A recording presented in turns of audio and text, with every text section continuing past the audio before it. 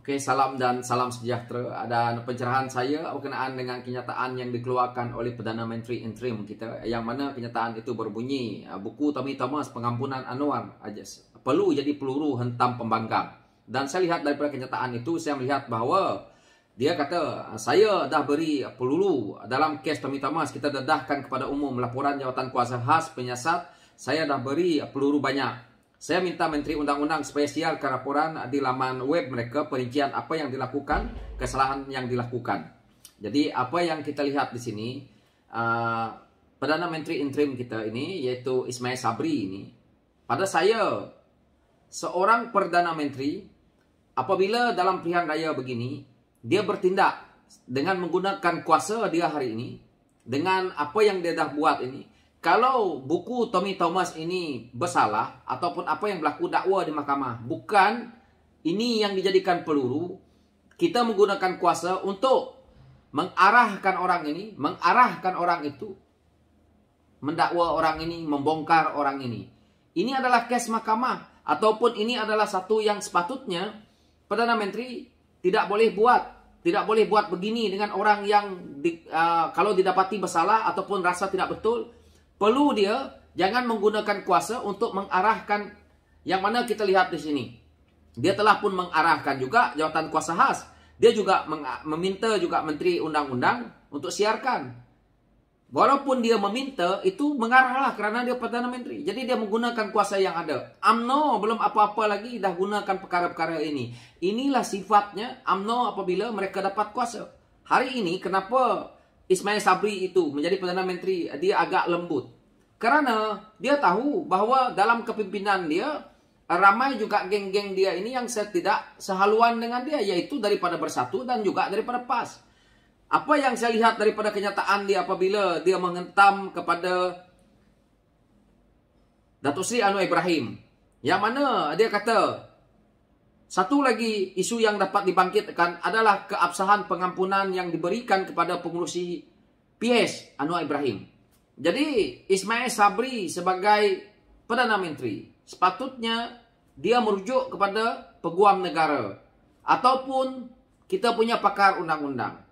Kita sekarang ni nak mengungkit apa yang telah berlaku dengan Datuk Seri Anwar Ibrahim, keabsahan, pengampunan dia. Adakah UMNO, adakah Ismail Sabri ini nak menidakkan kuasa raja? Kuasa raja-raja Melayu.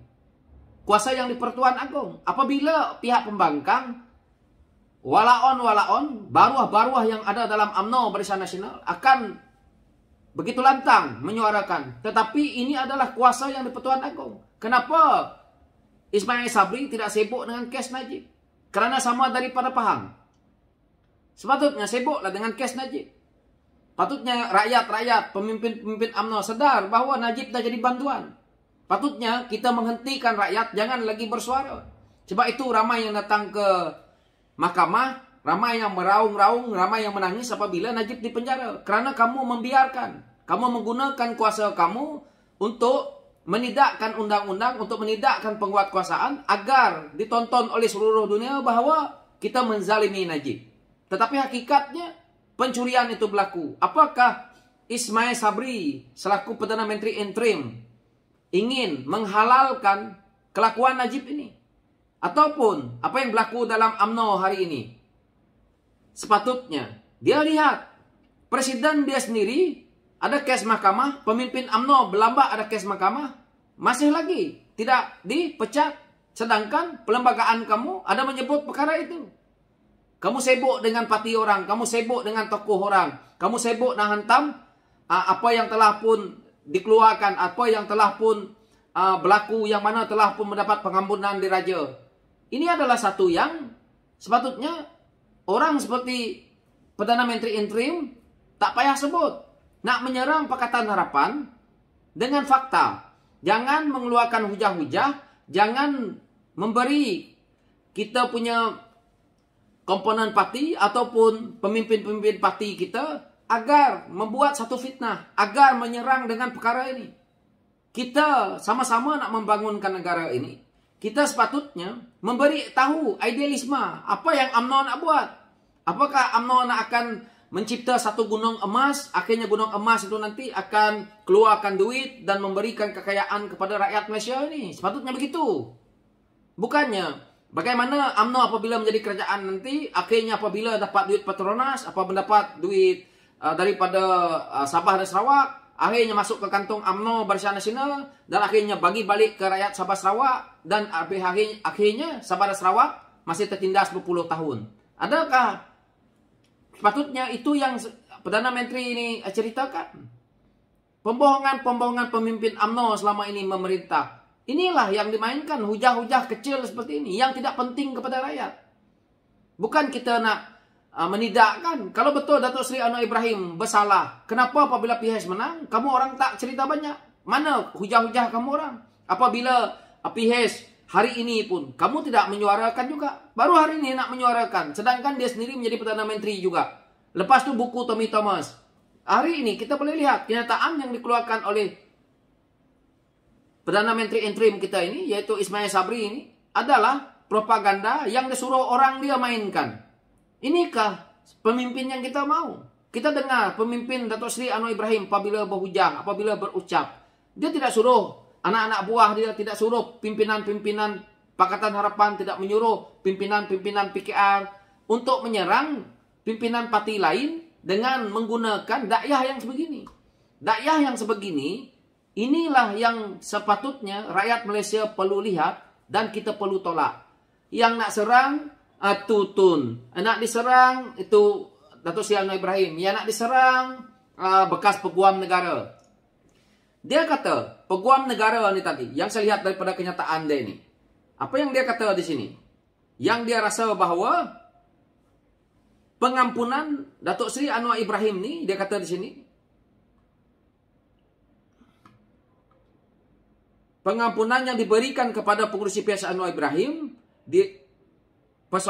sebaik sahaja PH menjadi kerajaan, dia kata, ketika tiada peguam negara. APND Ali dipecat, tiada peguam negara, setiausaha kepada lembaga pengampunan adalah peguam negara. Lagipun mesti ada menteri besar. Sebab perkara itu di Kuala Lumpur, maka menteri wilayah perlu jadi ahli lembaga pengampunan. Jadi lembaga pengampunan tidak sah untuk pengampunan Anwar.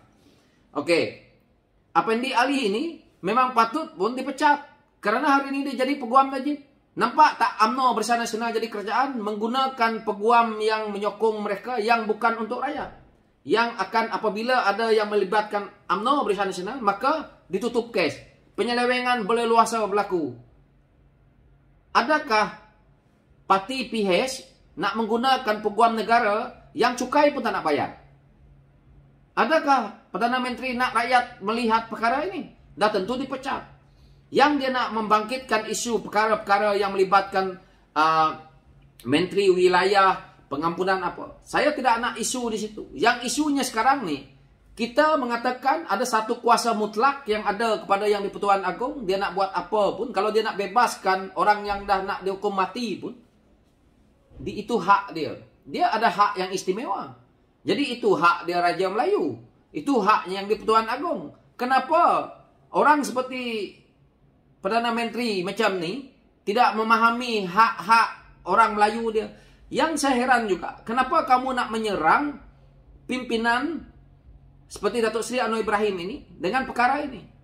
Datuk Seri Anwar Ibrahim sudah jelas kita tahu difitnah dan akhirnya dipenjara. Adakah Ismail Sabri ingin melihat pimpinan orang Melayunya sendiri dipenjarakan?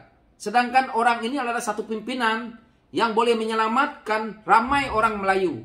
Ini terbukti apabila Datuk Seri Anwar Ibrahim menjadi timbalan Perdana Menteri. Kenapa kita, rakyat yang selain daripada Melayu, lebih sanggup melihat Datuk Seri Anwar Ibrahim ini keluar dan akhirnya memimpin negara ini ke landasan yang betul. Tapi orang seperti Ismail Sabri takut dengan Datuk Seri Anwar Ibrahim. Lain istilahnya dengan Najib. Najib kita terang-terang melihat wang negara. Wajar dia masuk penjara. Takkan besok Najib nak keluar. Peluru apa yang Perdana Menteri interim nak ceritakan? Jadi jelas di sini bahawa UMNO pemimpin dia tidak pandai nak memberi hujah. Hanya hujah-hujah yang pada saya tidak masuk akal. So itu pencerahan saya tak nak ulas panjang-panjang, tetapi cukup sekadar untuk kita memahami cukup untuk kita renung-renungkan dan kita memikirkan lagi lebih dalam apa yang sepatutnya pemimpin-pemimpin negara kita ini fikir. Bukan fikir hal yang remeh-temeh, yang nak memenjarakan kawan dia, yang kawan dia pula difitnah, tapi mereka tidak terima hakikat. Sekian, terima kasih.